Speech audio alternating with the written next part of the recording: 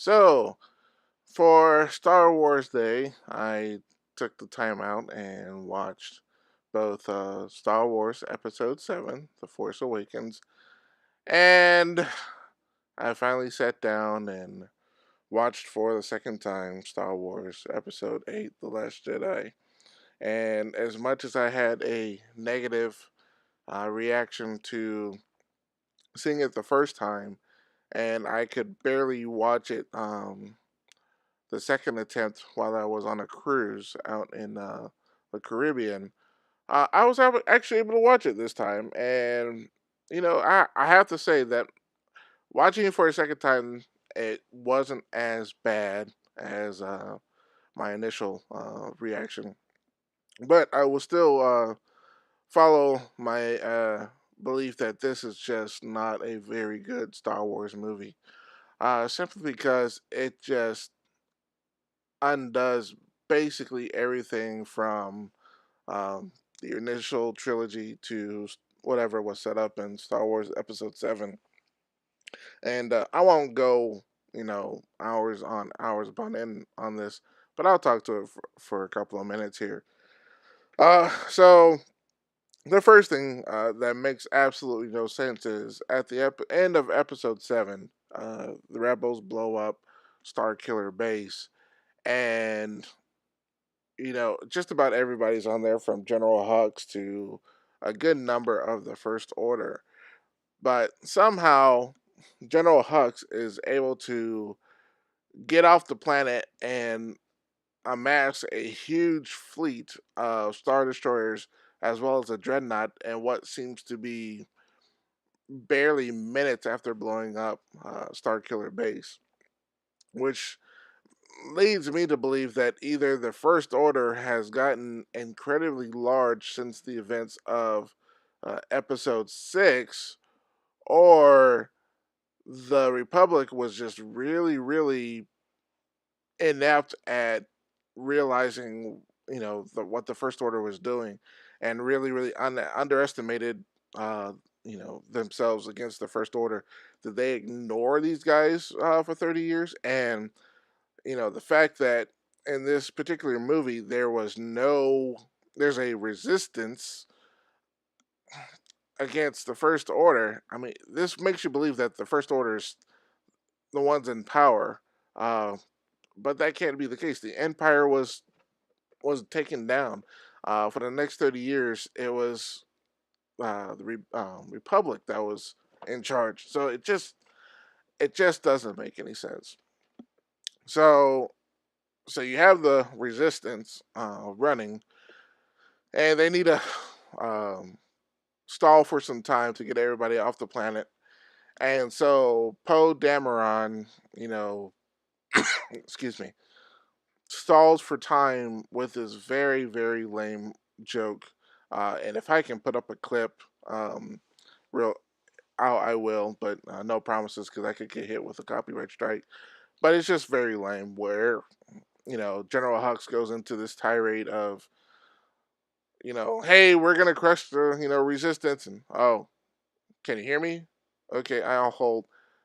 That was very lame. I mean, I won't say juvenile, but it was just very. That's something you would see on a commercial on TV. Very not up to the level of Hollywood movies or even Star Wars to that level. Maybe the first time saying, "Hey," but after I kept doing it over and over, 3 or 4 times, it just became ridiculous and cartoonish. And so somehow Poe Dameron's able to, take out all the main lasers, and then the bombs come in, which brings up another scene that just makes no sense, where the bombers um, obviously need a button that has to be held by hand to release the payload. I would presume with these highly, technological ships, the pilot could have released the payload, or the gunner could have released the payload, or at any point in time, the payload could have been released. And then the fact that they had to be armed first before they released, you could have easily dropped the bombs and then arm them. once again, it just there's just things here that doesn't make any sense in the movie. So Finn wakes up once again, presumably minutes after he gets slashed in the back by Kylo Ren in Episode 7, and first thing he wants to know is where's Rey, and she's off, dealing with Luke, and that goes into my whole other rant on the Jedi. Um, we know, the Jedi have been around for thousands of years, and it is a matter of balance between the light and the dark. But as long as you have followers of the dark side of the Force, you need to have people who will follow the light side. And it doesn't have to be a family related thing. The Force will go out of its way and choose, those to be on the light side, as we saw with the children. But for, I mean, for something that was established in both the original trilogy of the 70s and 80s, and even reinforced with the prequels, um, for these for this one to kind of go, well, yeah, we're not going to do that, we're just going to totally throw this out the window, I thought was a real disservice to the entire Star Wars legacy. Even when you go into the Clone Wars uh, episodes on the Cartoon Network, they are constantly focusing on light versus dark. And there is a very good series of episodes where it shows, I can't remember the name of the episode, but there was a master Jedi whose children became masters of light and dark. And they fought until where they had to be a balance. That's what Star Wars is. It's just keeping a balance between light and dark, good and evil. And in this movie just does away with it. And the whole milking whatever that thing it was, and you know Luke Skywalker, wanting to hide out and eat fish and do whatever, was just, I can understand if he wanted to exile himself, um, in order to, he knows how powerful he is, and he can say, okay, well, with Kylo Ren being as powerful as he is, if I exile myself, and close myself off from the Force, then Kylo cannot get any more powerful, or the Force will choose somebody. That makes sense, and he can train somebody. That makes sense. But him to absolutely want to refuse everything just doesn't do it for me. And they even kind of reinforced it with him being on the planet, where the planet he's on has the original Jedi text, but on the other part of the island has a part that has a dark side as well. And that was even reinforced on Dagobah in Episode 5, Empire Strikes Back, where Yoda was next to that cave that had a place of evil. Even Yoda knew that. So this whole movie just, I think it just took a huge dump on everything from the previous uh, 6 movies. I won't even go into Episode 7 because 7 was just silly. So I really think Ryan Johnson did a disservice, and I'm really hoping that with Episode 9, somewhere along the lines, either J.J. Abrams or Lawrence Kasdan can try and recoup the basicness of what the Force is, and quit, step away from this whole profiteering. There is no good guys or bad guys, or and everybody's making a profit. That's not what Star Wars is. This is, Star Wars is about good versus evil. Make it, keep it simple, guys. Um, and if you want my help, Lucasfilm, Kathleen Kennedy, you can contact me anytime. So just send me an email. You can follow me on Twitter. You know, hook me up. I'll work for you guys for free.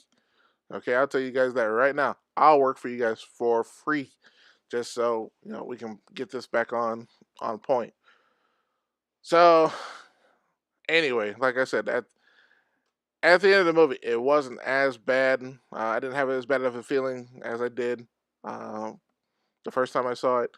Even with The whole Princess Leia, floating through space. Golly, that was that. I will admit that was just as bad the second time as it was the first time. That was just awful. If we could go back in time, or if Disney, how they wiped out the entire book series, they should do that with this part of the movie. If they can just go there and cut that part out and say, you know what, it never happened, or how George Lucas keeps retooling the original trilogy and keeps adding stuff in and taking stuff out and making Han shoot second or partly first or whatever.